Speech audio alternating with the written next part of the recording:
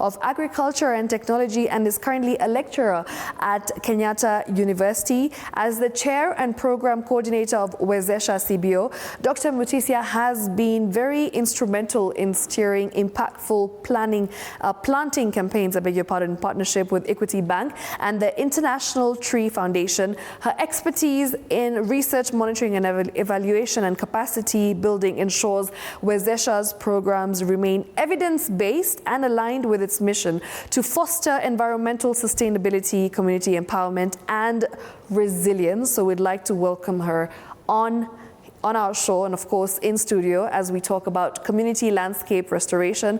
Thank you so much for being on our show, Green Fix. And yes, we are very pleased to have you on the show tonight. Thank you, Aurora, for having me. All right. Now, maybe you can start off by telling us a bit about yourself and of course about Wesa CBO and why it was started. Thank you, Aurora. I'm Redempta, yes. Mutisya. I am the chair, Wesa CBO, which is a women-led, community-based organization that is working in Nakuru to restore degraded landscapes, to improve the livelihoods of our communities, and to mentor our youth in environmental stewardship. I do this as a passion because, like you have said, when I am not working in and with my community, I am teaching in Kenyatta University in the School of Health Sciences. What got Redempta into landscape restoration? Several things. You will remember the 2016-2017 declaration of drought as a national disaster. You will also remember failed consecutive short rains from 2020 for about 3-4 years. And you will also remember that in 2021, drought again was declared a national disaster. And among the 23 counties that, were named as those that were in dire need of help, my own county of Nakuru was among them. And it was a bit shocking for us because we are the food basket, for our country. We produce a lot of maize, a lot of potatoes, and so many other, food crops in our county. So then that got myself and a team of other like-minded women that are so passionate about environmental issues, conservation, landscape degradation, to just begin thinking, where did we lose it? And where can we go and bring it back and begin to reverse that which has gotten our county and, more importantly, our communities to where we are. We had been talking about this idea of, us doing things to give back to our communities, particularly supporting women and youth, because we saw the brunt they would bear in times of droughts, like the ones I just mentioned, 2016, 2021, and so on. And, we kept saying we would do something about it. But these events of 2016, 2021, and the failed short rains that were consecutive was actually our wake-up call. And we said, we must do something. We must start somewhere. We must begin to make steps, however small, to begin to reverse the effects of degradation. Women bear a huge burden when it comes to landscape degradation and forest degradation, farm and forest degradation, so to call them. Why? Because, it is us that are looking for the water. It is us looking for the firewood. It is us looking for the food to put it on the table for the children, for the family to be able to enjoy. So when rains fail and there are droughts, really the burden on the shoulders of a mother and a woman is heavier than the burden of anyone else in that family. And so that got us thinking, being cognizant of those facts as women, and being professionals, people with expertise and experience from different backgrounds.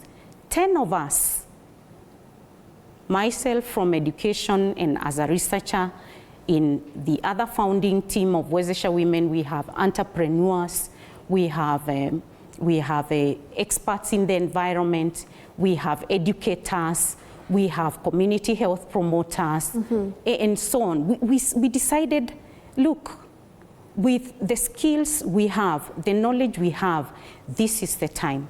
We cannot delay it much longer. We have to begin. And so with that, this idea now became something that we had to now, give birth to, so to speak.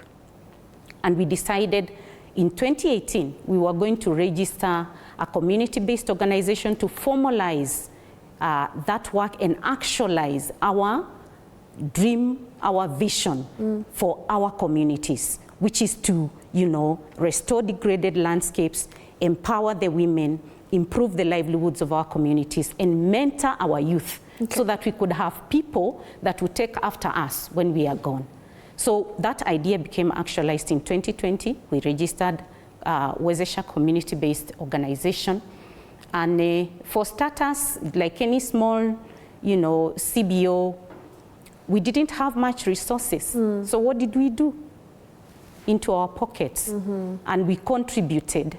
And with those contributions, we became consistent planters of trees. And we started with the low-hanging fruits, our public school institutions. We went to primary schools, we mentored these young people, we had conversations with them about environmental conservation, the role they can play, the importance of trees, and we planted together consistently until, late 2021, when a partner noticed the work that we were doing, listened and, saw our vision and our dream and actually agreed to partner with us. And that's how our journey began until to where we are today. Brilliant, brilliant. It's nice that you've taken us through your entire journey, and of course, great work that you're doing. Thank you. Maybe you can tell us more about the areas that you're able to reach as CBO and the work you've done in the different areas in the country. Thank you. As a CBO, currently our work is domiciled in Nakuru County, and our focus is 3 key areas: landscape restoration, livelihood improvement for our communities, and mentorship of young people. So we currently have quite a number of projects all over Nakuru. Some of them, in Dundori and Bahati forests that are the watershed, forests or catchment areas for our county. Thousands of community members, public institutions, including hospitals, actually depend on water that comes from Dundori and Bahati Forest. So we have majorly been doing restoration work, planting native trees with the community. Redempta, let me just, cut you short there. Sorry for that. But, for some people who are watching right now and who don't understand what exactly landscape restoration is, maybe in layman's term, you can explain what it is for somebody who doesn't really know what exactly it defines. Landscape restoration really just means, taking a landscape that was initially functioning perfectly. A good forest, good tree cover, bubbling with life, birds, the bees, the insects, fertile soil, and all the organisms you can imagine will exist in good soil. Plenty of streams and springs emanating from that, but because of, a human influence, that has actually, been affected. So you find the trees have been opened up, they have been felled, they've been cut down because people are looking for land to till, cultivate, grow potatoes, grow beans. And so that over time, you find that what was once a beautiful you know, forest ecosystem has become damaged in ways that it is no longer able to contribute the way it should be in terms of its ecosystem functions, like being a source of water, you know, and being a habitat for, you know, different species of animals as well as insects. Yeah. Okay, amazing. Thank you so much. Now, as we talk about the environmental impact that you have had, of course, as CBO as well, maybe you can take us through something that you've witnessed that has really just made you feel like what you're doing is, of course, very impactful. It's very effective, and there is some sort of progress that you're seeing. So you are in the right direction to, you know, restoring these landscapes. Let me say that our work has been quite impactful. Yes. Since 2022 to date, we have restored more than, or planted or grown trees with the community on more than 320 hectares of previously degraded, you know, forests. That's brilliant. That translates to about 550,000 different, 12 different native tree species. Like you can say, this is one tree species, a different one, another one, and so on. 12 different ones. 4 of those are actually endangered tree species. Yeah. Yeah. Species that, you know, in layman's language, I would say they are on the, you know, they are at a very high risk of going extinct. Exactly. Yes. So that's the kind of a, you know, impact that we are talking about, that we have been able to accomplish with the support of our partners, the KFS, Kenya Forest Service, the community forest associations, which are just members of the community, and self-help groups and women groups within the community, and of course ourselves who are members of that, just acting as a catalyst to get the community to get to do this. So those are just the trees we have planted. But when you look at beyond the forest, because we realize that these communities have depended on this forest for many years, for over 20 years. And here you are, seeking now to restore that forest back to its normal function as a forest. That means the community would have to lose the land that they have depended on to produce food, you know, for their own use, and the surplus for sale.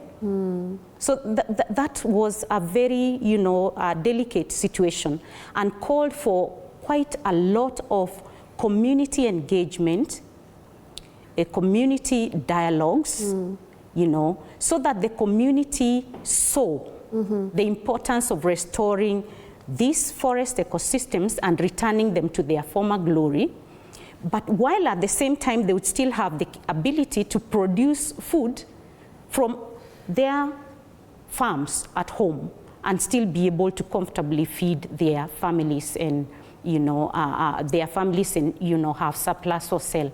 So that's the situation we found ourselves in. So with that in mind, and with the, you know, very strong community engagement in walking every step of the journey, from identifying these sites to knowing the different species that need to be planted where in these forest sites, to actually acquiring the trees and planting them, everything was sourced from the community. Wow. There are tree nurseries in the boundaries of that forest, Bahati and Dundori. There are nurseries in Kabatini area, there are nurseries in Dundori area. The trees were actually sourced from those tree nurseries. So you can imagine, you know, when we involved the community as such, even they were able to appreciate, because as you buy the tree to go and plant in the forest with them, you know, they are getting something in return, income in return, but at the same time, as they participate in the tree growing, they are also getting compensated for their labor. You see, you know, so with that kind of involvement and with the intense, you know, engagement, the community came to a level where we were able to agree it is a necessity to actually restore our forests for our own, you know, our own sakes, and for the sakes of future generations. So then we got to that place, and that got us now talking to our partners, and we were able to now ask, Now, when these farmers leave the forest, how will they provide for their families? And we thought, you know, because we had engaged with the communities, we had heard their priority needs, you know, we need to restore the forest, correct. But we need source of food, livelihood, and income, yeah? How do we go about this? With the help of very good partners, we were now able to launch agroforestry components. And in those components, then, the farmers living around the forest or in the neighborhood of the forest would receive tree seedlings.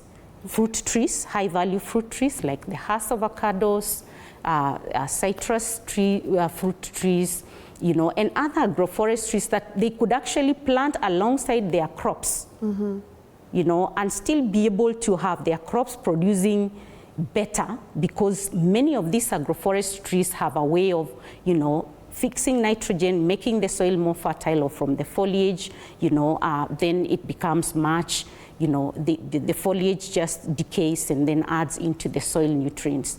So we were able to support the farmers with that. So we have, in that component, over 750 farmers, and together we have planted on their farms 120,000. Wow. Mixture of fruit trees and other agroforestry trees. Amazing. Yes. Great work. Yes. Absolutely brilliant work indeed, Redempta. Now, of course, you are a PhD holder. And how exactly has your research played a role in what you're currently doing? You know, you've been researching for years. So how has it come handy now in the work that you're doing currently today? If I may just go back a little bit. Yes. This community engagement and dialogues are part of research. Yes. Because you do not want to approach restoration with the mindset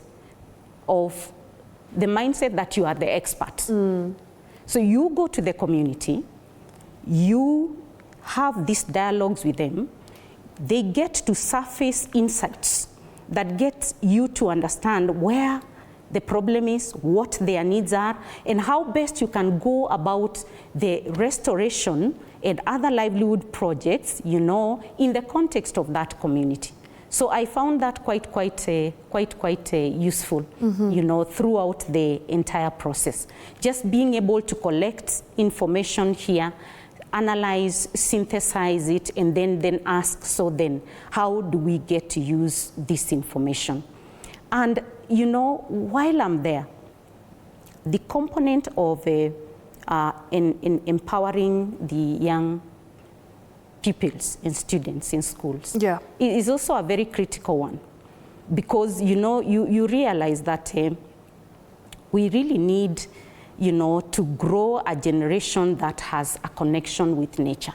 I was actually going to get to that as my next question, because I'm sure that is a bit of a challenge, because you're trying to get them involved, and you don't just want them to be involved, but you also want them to lead some restoration projects. So how exactly do you convince them to play a part in the great work that you're doing for land restoration?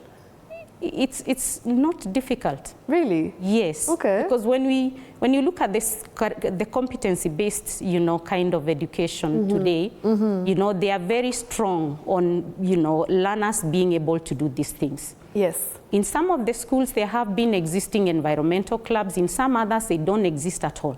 So when we go, first of all, is to find a point of entry. Okay. If there is an existing club, environmental club, we gain access that way. Okay. If not, then together with the teachers, agriculture teachers, science teachers, we put together, you know, an environmental club.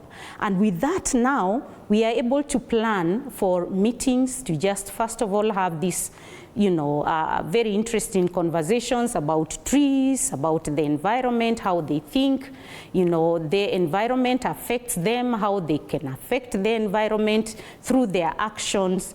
And we get to points now where we discuss tree growing, yeah? A lot of times we have initiated tree nurseries even in those schools themselves, so that, you know, as they, you know, the pupils, once they receive the potting tubes, you know, they do the putting of the soil, potting of the soil, you know, the putting in of the seedlings, and then, you know, they nurture them. And then, you know, when they are ready, then we can go plant together. In cases where we do not have tree nurseries in the schools, the project, thankfully, we are able to do that through our partners. Okay. Is able to give us the monies to be able to buy the seedlings that then we are able to go and together we plant. When we plant these seedlings, we don't just leave, yeah? We actually label them. So the students grow knowing the local name of the tree, and even the scientific name of the tree, the uses of the tree, and how to take care of that tree. And we try to organize that in the environmental club in such a way that we have a pair of pupils, an older one in a senior class and a younger one. Yeah. And all of them come and adopt a tree. So that when the senior student leaves, then there is a younger one to continue with the legacy. And we always, get these students to just remember that even when they are done with the education in that school, they can always come back and just check on how their trees are doing.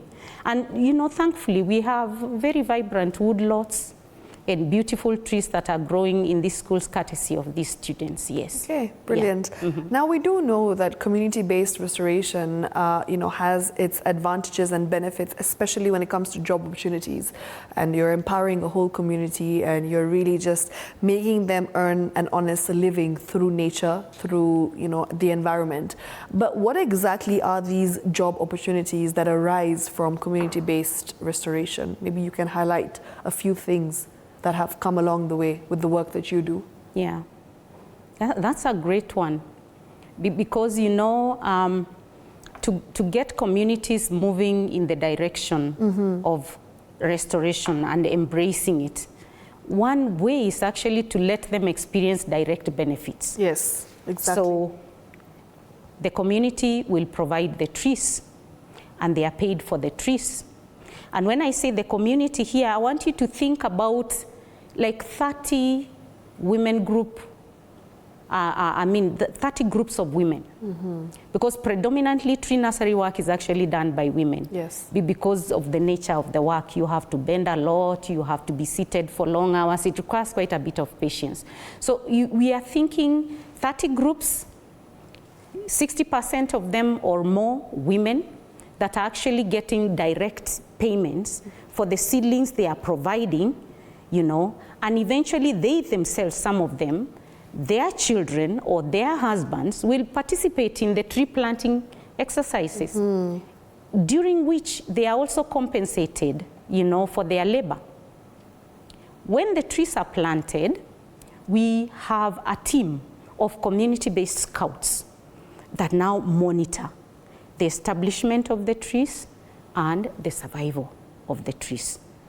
Those scouts usually are on a full, a monthly, retainer. Retainer, for at least 12 months. Okay. That's quite some, a period. It is. Now, when you look at the farms, when we grow the trees with the farmers, we know each farmer, because of the capacity building we do with them, knows how to take care of the tree. But we don't let it stop there. We have what we call community-based farmer leads that we train with the support of the county government of Nakuru, the Department of Agriculture, and other experts in the field of agriculture and agroforestry. And we have trained them to actually visit these farmers on a regular basis. And these community-based farmer leads are also on a retainer. Yeah. They are, they are paid. Now, those are some of just some of the, what you would say, immediate, direct benefits you see. Okay. If you look in the long term, when these forests are fully functional, the ecosystem services, the water is going to become more. That water supplies hundreds, thousands of community members in that region. So that's a non-monetary benefit, but which is a direct benefit. It's a benefit of the kind of work we do. When you look at the trees that are growing now on farm, farmers now have a diversity. Before, you could only find that farmers are growing maize and beans. And now, with the restoration work, we are able to show them that you don't have to 100% depend on maize and beans. You can have trees that will also make the soil fertile for the maize and beans. But at the same time, these trees, you know, as they grow and mature for the fruit trees like the Hass avocado, 3 years, and they'll begin to reap, you know, the fruits. You know, for other agroforest trees, the benefits will be in the soil and, you know, soil water, water retention, soil fertility, and better crop produce. Yeah. You know, that means, you know, better food security for, you know, for the household. Okay. Yeah, so those are the kinds of benefits I'd want you to think about. And recently, we did an evaluation, and in that evaluation, it was very interesting that the community told us that they felt, you know, like 30% felt like their quality of life was better out of participating in the tree growing that we have been doing since 2022. And others actually said, and especially women, about 20%, say they feel like they are better able now to confidently take up leadership positions in the community. Why? Because as we engage with these communities, we actually didn't just look at them as beneficiaries, yes, but we looked at them as frontline stewards in this entire process. And we let them participate fully and actively. And that way we have built their capacity now. Beyond just growing trees, these are now communities, women, young people that are more confident to even carry on with this work, you know, beyond what Wezesha. Brilliant, brilliant. Yeah. Now, you know, let's look at the climate and, of course, the current situation when it comes to climate change, when it comes to global warming. What impact does restoration have on local climate resilience as well as biodiversity? Does it enhance biodiversity? Does it kind of have some sort of direct benefit to biodiversity that, you know, we will see in the near future? Yes. That's a definite yes. Okay. Yeah, because when you look at the degraded forests that we have been restoring since 2022, yes, you realize the native tree species diversity, those trees that, you know, people would know if I have stomachache, I can go take the leaves and boil and take and it will be good. You know, they were totally almost disappearing. For some, you could actually literally count one single tree in an entire, you know, forest. Wow. So you can imagine now with the kind of work that we have been doing, you know, and planting 12 different species of native trees. Yeah. That's a lot of biodiversity. Absolutely. Because you can imagine each tree in its own way, you know, will support different insects. You know, some of them are really good sources of forage. Their flowers are, you know, usually good sources of forage for the bees and, and so on. So, you know, when you look at the diversity of the trees, that's one. When you look at the wildlife, the birds that are associated with those trees, then that's another whole new component. The other day, we were doing our routine monitoring in the forest, and we came across this 18-month-old tree that actually has this beautiful bird's nest. So for us, you know, it may look like just a single nest, but for us, we are thinking, how many other habitats have we created through this work for many of the other, you know, animals that, you know, normally inhabit or, you know, live in the forest. So yes, the impact in terms of climate resilience for the forest ecosystem is real. Is real, because the more diverse trees you have, the better ability they have to be able to break down the carbon dioxide, you know, and so on. And the more they return the dry leaves into the soil, the better they improve the soil in terms of also being able to absorb more carbon and retain it, you know, right there. So when you think about climate change, you know, we are thinking global warming is one of the major contributors. So if we are having these, you know, hundreds and thousands of trees that are coming up, think about the carbon sinks. By the trees, by the soil, you know. So that's one of the things.